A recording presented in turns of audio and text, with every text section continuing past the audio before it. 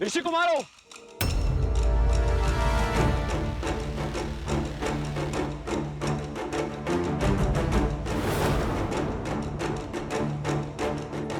मधुरापुरी, नरेश, शत्रुघ्न, आप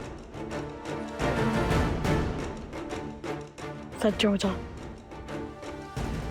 इनसे युद्ध करे बिना हम आगे नहीं बढ़ सकते। मैं यहां यज्ञ का अश्व लेने आया हूं। चुपचाप उसे मुझे सौंप दो। वचन देता हूं मैं तुम्हें कि तुम्हें कुछ भी नहीं होगा। बड़े दयालु हैं श्री राम, क्षमा कर देंगे तुम्हें।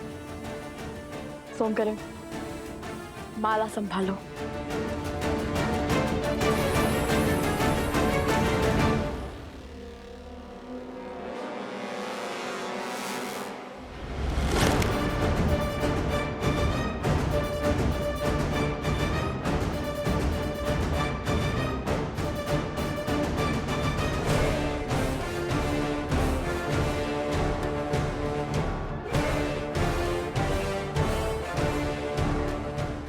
तो जानते हैं ना वो कौन है?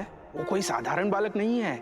वो अनमोल रत्न है, केवल मेरे लिए नहीं अपितु समस्त संसार के लिए। आप दोनों जो कर रहे हैं वो अनुचित है। मेरी विनती सुनिए और समय रहते अपनी भूल सुधार लीजिए। यज्ञ के अश्व को रोकना पाप ही नहीं, अपराध भी है।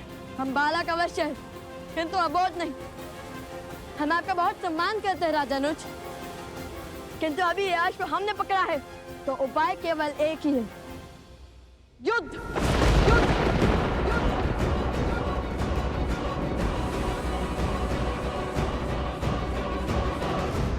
नीति शास्त्र कहते हैं कि व्यक्ति को स्वयं अपनी शक्ति, वास्तविकता से अधिक और दूसरों का प्रेम अपेक्षा से कम ही लगता है।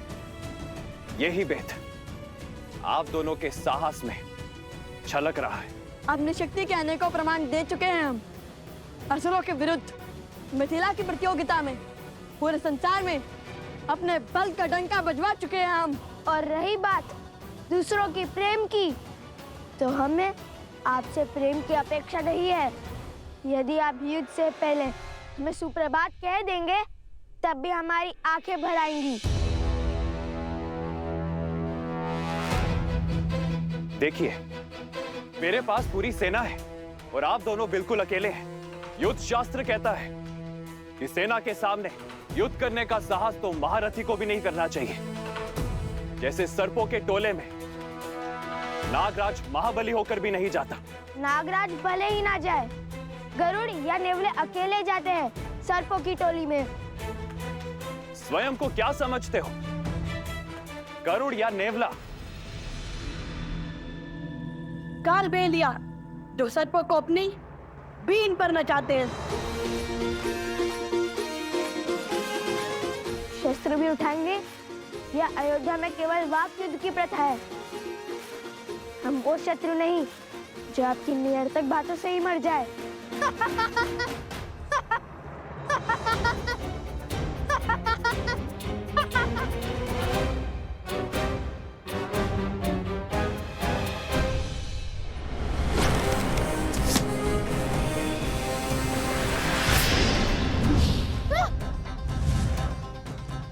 आप दोनों शत्रु नहीं, अपराधी हैं।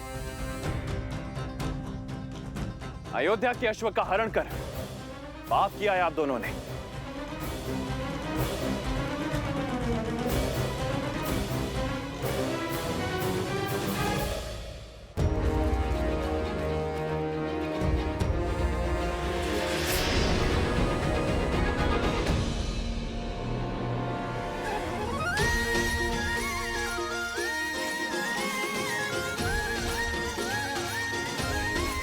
धन्यवाद मित्र सोमकर्ण।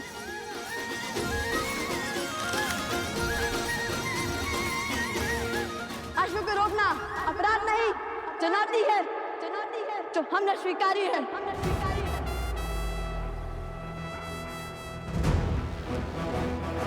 कुश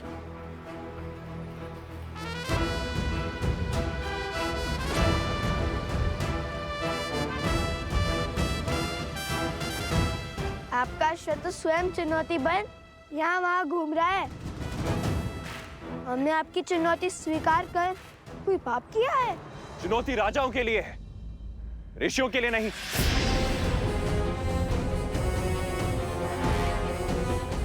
क्या बताएंगे आप? कहां के राजा हैं आप? राजा ना होकर अश्व को रोकना अपराध की श्रेणी में ही आता है। ऐसा तो कहीं नहीं लिखा है। लिखा नहीं है, किंतु असत्य भी नहीं है। ये हमारे राजा हैं। मेरे ज्येष्ठ भ्राता अवसरा ने इनका राज्याभिषेक किया है।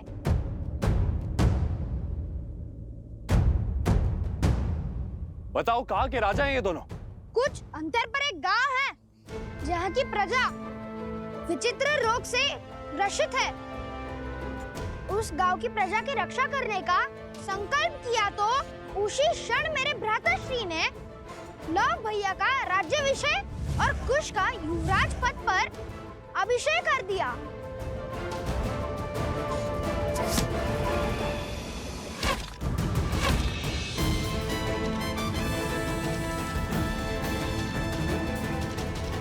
राजानुज, युद्ध में असावधान होना सबसे बड़ा अपराध है।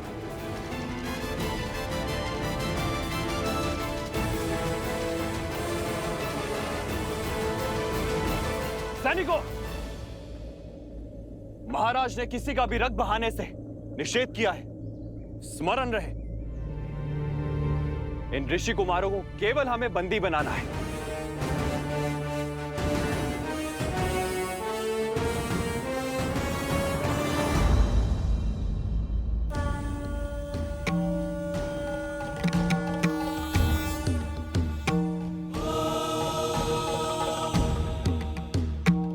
वन देवी, नियति मोड़ ले रही है। आपके दोनों पुत्र अपने जीवन की सबसे कठिन यात्रा पर निकलने वाले हैं। मैं केवल आपको यह बताना चाहता हूं कि आपके दोनों पुत्र एक पूरी सेना के विरुद्ध लड़ाई लड़ रहे हैं। सेना?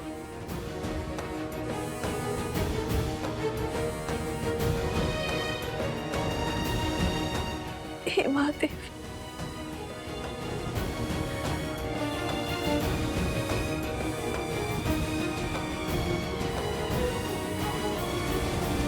ये कैसा संकट है ऋषिवर, जिनके पिता अपने पुत्रों की रक्षा के लिए उपस्थित ना हो, अब उनकी रक्षा कौन करेगा?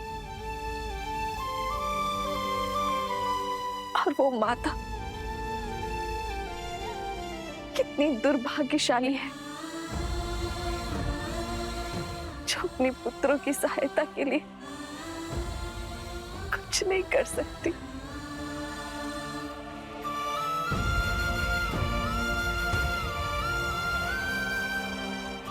ऋषिवर, कोई तो उपाय होगा ना कि इस संकट से बाहर पा सके, मैं अपने पुत्रों की रक्षा कर सकूं। बताइए गुरुवर।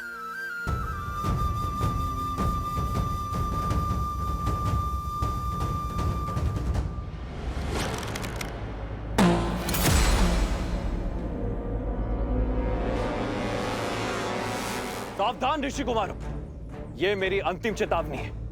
अब अस्त्र उठाने से पहले ना वाद होगा ना विचार।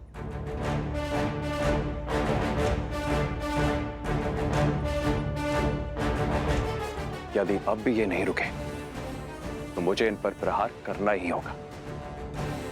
मेरा पहला धर्म अपने महाराज की आज्ञा का पालन करना है। सैनिकों, जाओ और पकड़ लाओ इन्हें।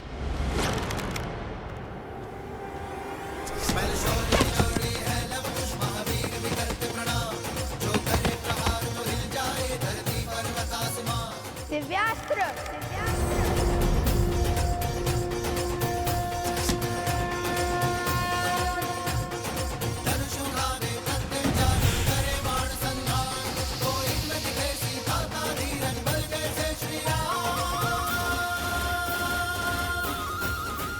संपूर्ण संसार में मर्यादा धर्म का प्रचार हो रहा है और आप दोनों धर्म स्थापना के मार्ग में अवरोध बनकर पाप कर रहे हैं।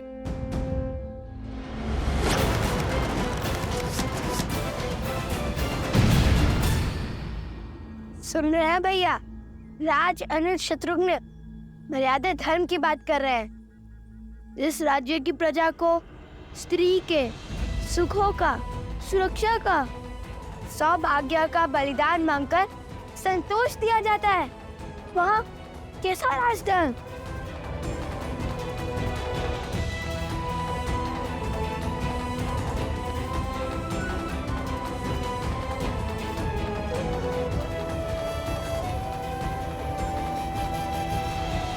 आप दोनों का क्या संबंध है अयोध्या की महारानी से?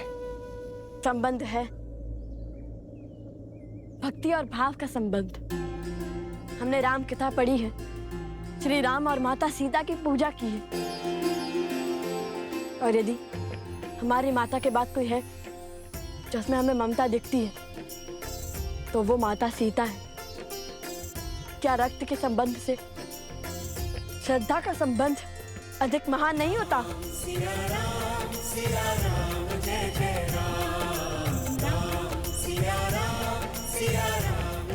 सूर्यवंश के इन सूर्य का तेज अयोध्या तक नहीं पहुंचना चाहिए। आप किसी से कुछ नहीं कहेंगे भैया।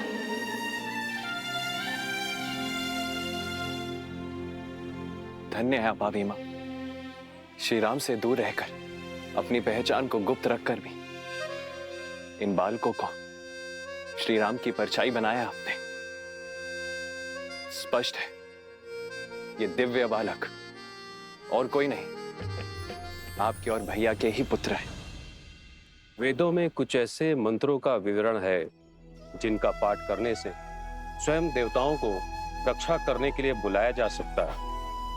आप उनका पाठ आरंभ करें और मुझे पूर्ण विश्वास है कि देवता आपकी सहायता अवश्य करेंगे।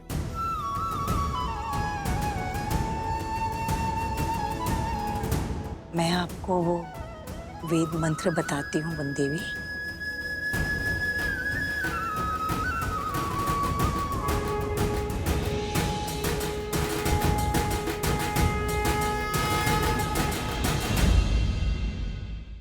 हे वरुण देव, आपकी शक्ति अपरंपार है। श्री राम के अयान का महत्वपूर्ण भाग रहे हैं आप, और आप मेरे पुत्रों को आपकी सहायता की आवश्यकता है।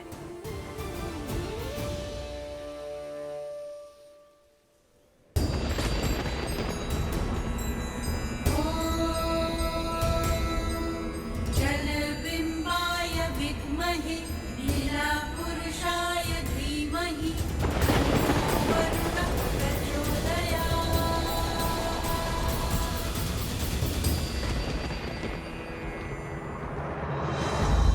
मुझे जाने की आज्ञा दीजिए भैया। हनुमान का कोई समाचार आया? पवन पुत्र हनुमान पधार रहे हैं। जय जय पवन पुत्र हनुमान। प्रणाम प्रभु। मैंने पूरे त्रिवेणी क्षेत्र को छान लिया है, किंतु प्रभु मुझे अश्व कहीं नहीं मिला।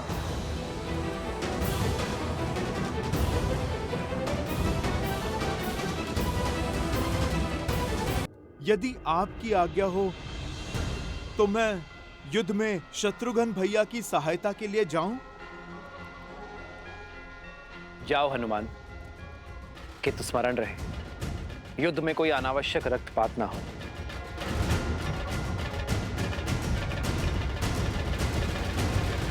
जय श्री राम।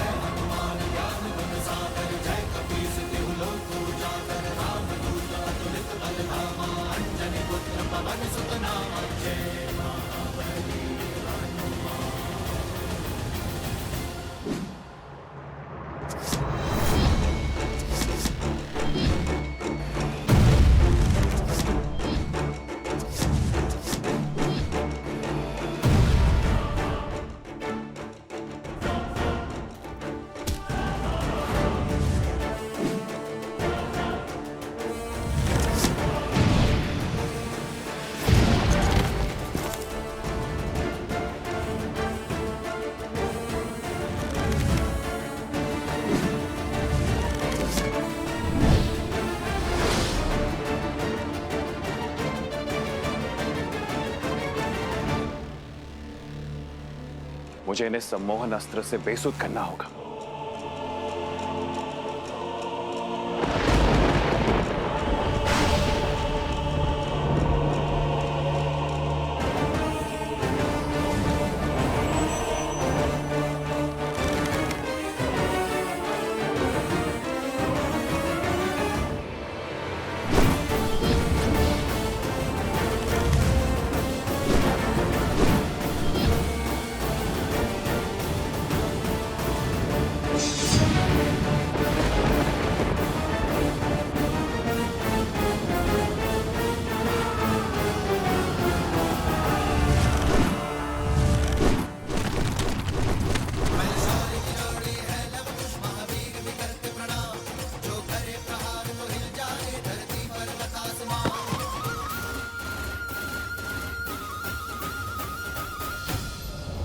नागस्त्र।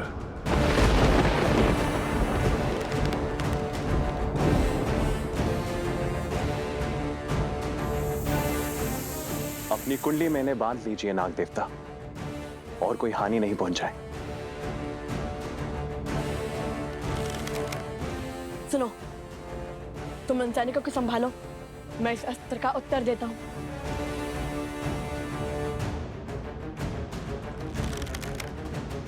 गरुड़ास्त्र, गरुड़देव हमारी रक्षा कीजिए।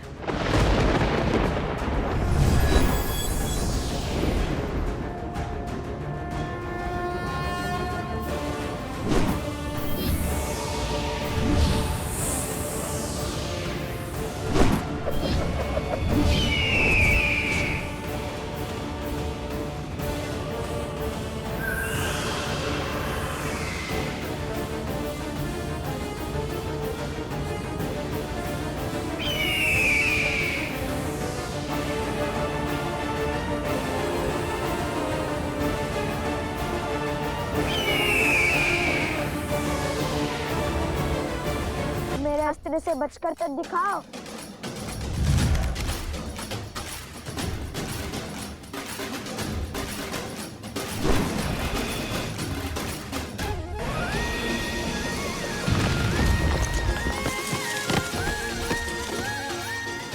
अरे संभाल कर, सैनिक आगे तो देखो।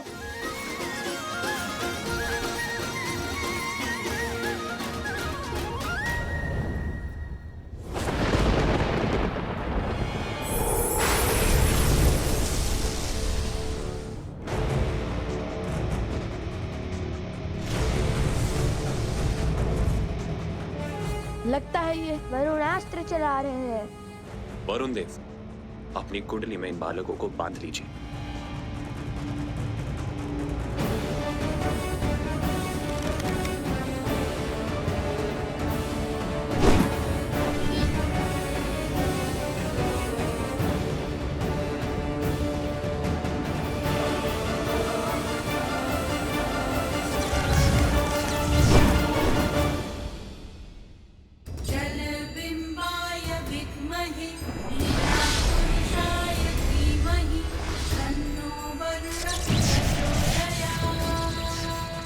असंभव, वरुण देव इनके पक्ष में क्यों है?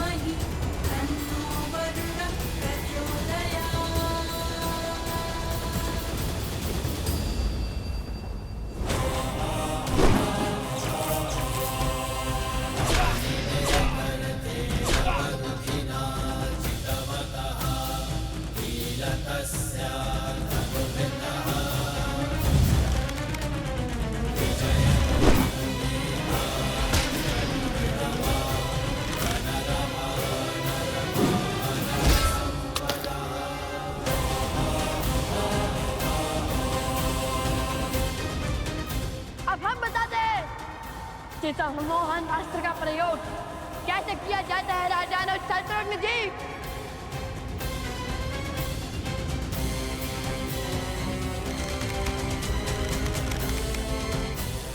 इस पराजय ने जितना संतोष मुझे दिया है उतना आज तक मुझे किसी विजय ने नहीं दिया।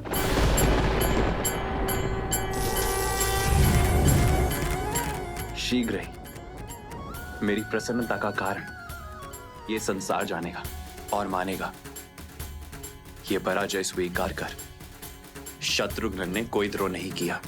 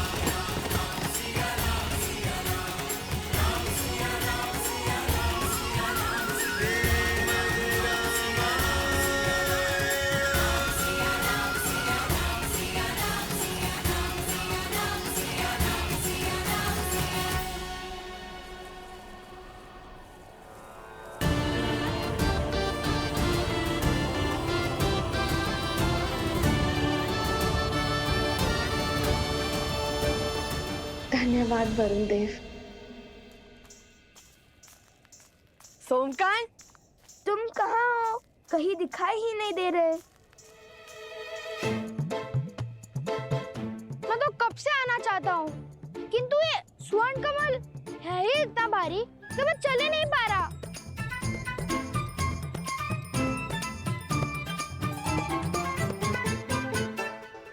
लाओ।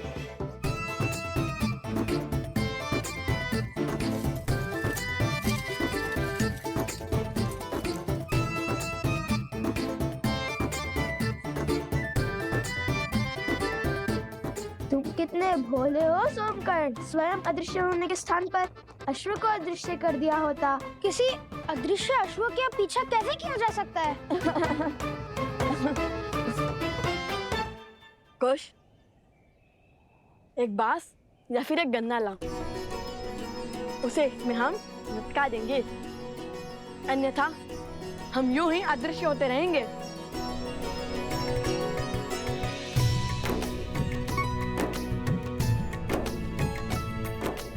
सोमकर्ण, तुमने असत्य कहा है कि हमारा राज्याभिषेक हुआ है, किंतु अब उस असत्य को सत्य बनाना होगा हमें। अयोध्या से अन्य कोई सेना आए उससे पहले हमें वो औषधि खोजनी होगी और उन गांव वालों को उनके रोगों से मुक्त कराना है। ये लीजिए भैया।